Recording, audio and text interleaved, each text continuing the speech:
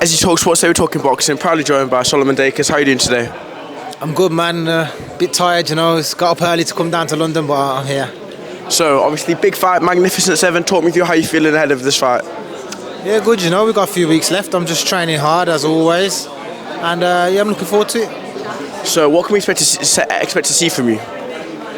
Just, much improved from my last performance. I'm in good shape. It's not short notice.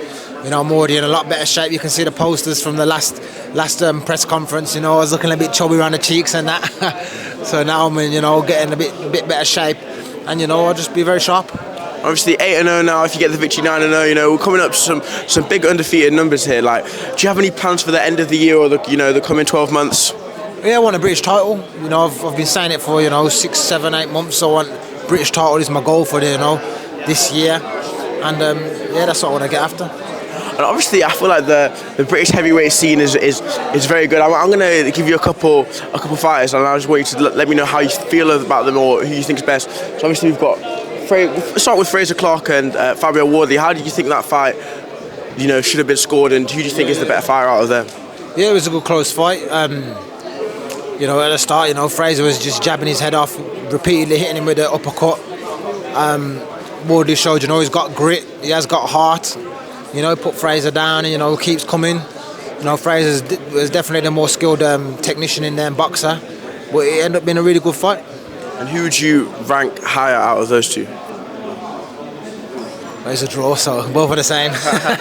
And your opponent, David Adeleye, would you say he's at their level yet, or do you think he's slightly under?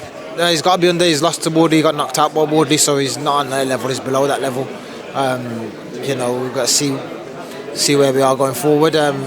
But yeah, I've got to now take him on to put myself above that level.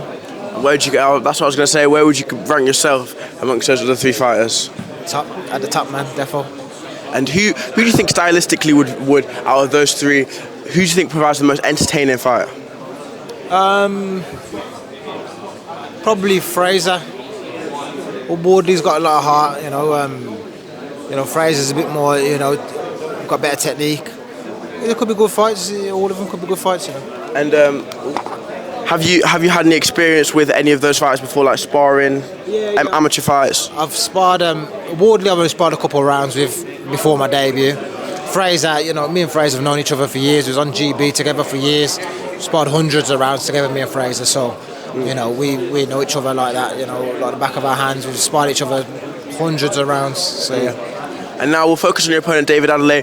Obviously, only the one defeat, but so it's a very good opponent. What do you think you're going to have to navigate about him that he brings to the ring?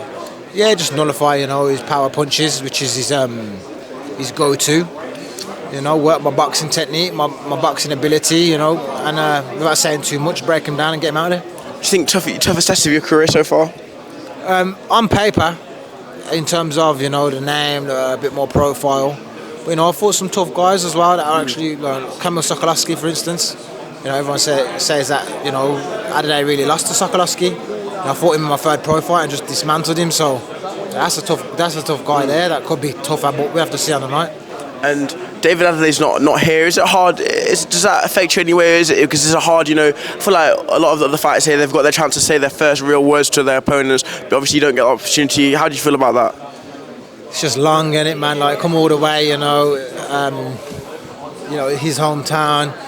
I'm not really one for hyping, but I'm sure he had plenty of things to say and reply to, and build. It just helps build a fight, don't it? So he's not showing up, and it don't help the fight, but it's going to be more detriment to him than me. Do you feel a bit disrespected by it, or? Nah, I ain't thinking that deep into it. He ain't turned up. Whatever, man. That's his prerogative. And do you have a final message to him? Just show up on the night, man, hopefully. And what happens to him if he shows up on the night? Well, he'll be facing his second defeat in the ring. Via KO, or do you think it'll go to the decision? However it goes, man. See if he can last the distance or not. Thank you very much for your time. Appreciate it. Thank you.